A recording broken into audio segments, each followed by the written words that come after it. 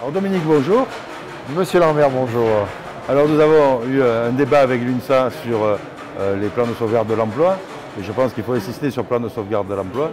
On a entendu dans l'actualité ces derniers mois, et j'allais dire ces derniers trimestres, pour être raccord justement avec la durée, des PSE chez Fralib, des PSE chez PSA, des PSE... Tu peux en faire la liste, c'est pas fini. Hein, il y en a une liste très longue, je crois qu'on a chiffré à 1000 salariés par jour qui perdent leur emploi. Est-ce qu'il y a des raisons d'être inquiet que l'action du nouveau gouvernement ne se fasse pas sentir et qu'il n'ait pas d'effet plus rapidement aujourd'hui? Enfin, moi je pense que l'action du gouvernement actuel, déjà, la méthode employée me semble bonne.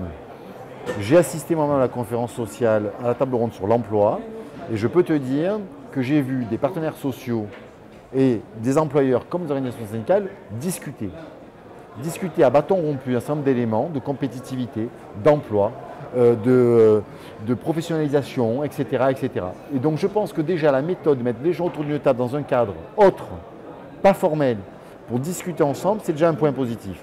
Il y avait tout le monde. C'est la première fois que ça se faisait. D'ailleurs, ça se traduit maintenant par une feuille de route extrêmement précise. Emploi pour les jeunes, emploi d'avenir, contrat de génération, une première loi qui vient de tomber là, et une négociation sur la sécurisation des parcours.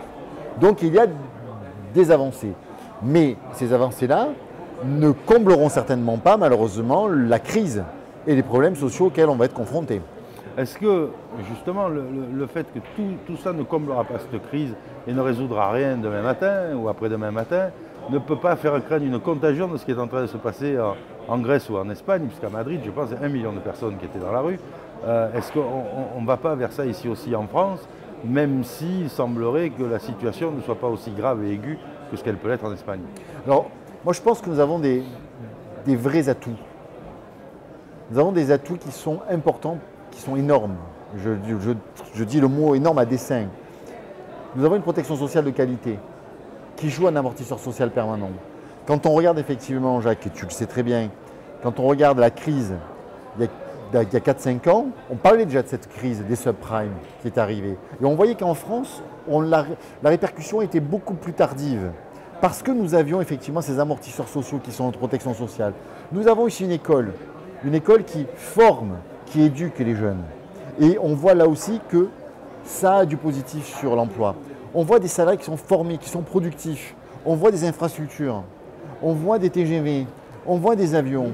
Et on voit effectivement que les investisseurs étrangers viennent majoritairement en France mettre leur argent. Ce n'est pas pour rien. Donc nous avons des atouts que peut-être d'autres pays européens n'ont pas les mêmes. Donc nous avons la possibilité effectivement de rebondir assez rapidement. Du moins c'est ce que nous pensons. Alors vous en êtes convaincu? Est-ce que ce sentiment est partagé par les autres organisations syndicales? Mais je pense que oui. Moi franchement je pense que oui. Je vois effectivement une vraie volonté de discuter aujourd'hui et je m'en félicite. On n'a pas le choix.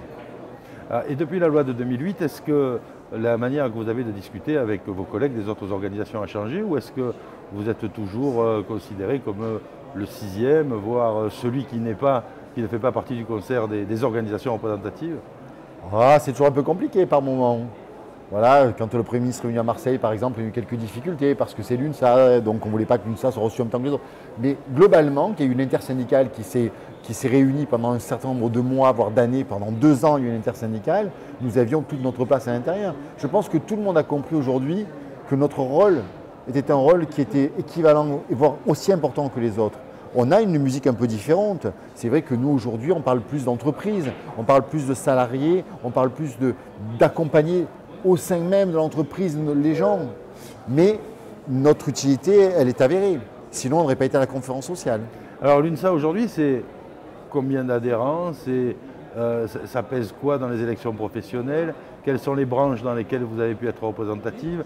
Une histoire, j'allais dire, pas de l'UNSA depuis sa création, mais tout le moins depuis la loi de 2008. Alors, depuis la loi de 2008, je crois qu'il faudra qu'on attende, comme tout le monde, effectivement, l'arrêté des compteurs en 2013. Moi, je ne peux pas aujourd'hui te dire exactement où on en est. Il y a les élections TPE qui arrivent, 4 millions de salariés, ça va peser dans la balance. Nous avons des élections tous les jours. Moi-même, dans mon entreprise, parce que tu le sais, je suis salarié, je ne suis pas permanent, j'ai un emploi, je suis en élection au mois de novembre. Donc, c'est extrêmement mouvant. Mais on voit bien qu'effectivement, dans les banques, dans les assurances, on prend de l'ampleur. On voit que dans le commerce, on prend de l'ampleur. On voit que chez les enseignants maternels, on prend de l'ampleur. On voit que la fonction publique, on prend de l'ampleur. On voit bien que l'UNSA a son utilité et que les salariés sont intéressés par ce que nous faisons et ce que nous disons. Alors très bien, mais on va conclure notre entretien avec un message. Mais c'est trop court, Jacques, avec C'est toi. toujours trop court. Mais oui, c'est... Quel message tu enverrais aux élus de comité d'entreprise qui vont nous regarder sur la web télé de Salon CE pour passer le cap de ce qu'ils vont connaître aujourd'hui, avec ou sans difficulté d'ailleurs. Mais rien ne se fera facilement. Je suis élu moi-même dans un comité d'entreprise.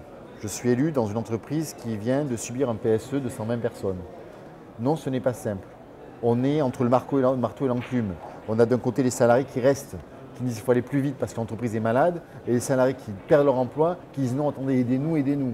Et donc on est tout le temps à la ligne de crête. On est sur ces deux moments, sur ces deux temps, et c'est très compliqué de joindre les deux bouts. Ce que je leur dis, c'est formez-vous. Formez-vous.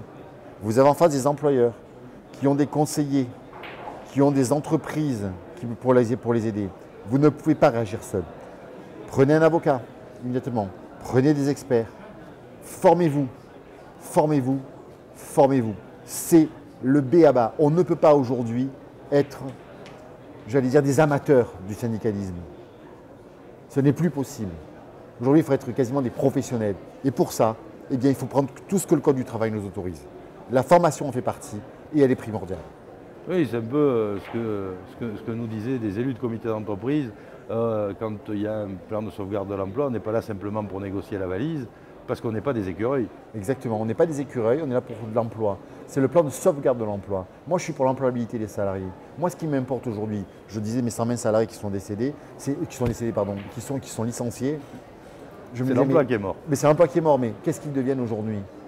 Et j'essaie de suivre au jour le jour ce qu'ils deviennent. Tu vois, quand par exemple, c'est pas des bêtises, je pourrais te le montrer, une de camarade de Marseille m'a envoyé un SMS en disant que je trouvais un CDD de 6 mois. Je lui ai répondu en disant que j'étais super heureux. Parce que c'est ça qu'il faut aujourd'hui. Il faut qu'on puisse négocier l'employabilité des salariés. Par exemple, nous à l'UNSA, nous proposons que le plan de formation ne soit pas simplement une consultation, mais soit négocié par les élus et par les délégués syndicaux. Parce que le plan de formation, la formation d'aujourd'hui, c'est l'emploi de demain. Et ça en fait partie effectivement des évolutions qu'il faudra mettre en œuvre et en place. Il faut des négociations loyales. Mais je crois qu'on peut garder comme mot de la fin que la formation d'aujourd'hui, c'est l'emploi de demain, parce que c'est certainement là qu'il y a le plus de travail à faire dans les entreprises pour que lors d'une catastrophe comme celle d'un plan de sauvegarde de l'emploi, on puisse tout de suite trouver une issue de secours. Rebondir. Dominique, merci. Et j'espère au semestre prochain, mois de février. Mon cher Jacques, si je pouvais, j'allais presque te faire la bise, mais j'ose pas. Tu vois. À très bientôt. À bientôt.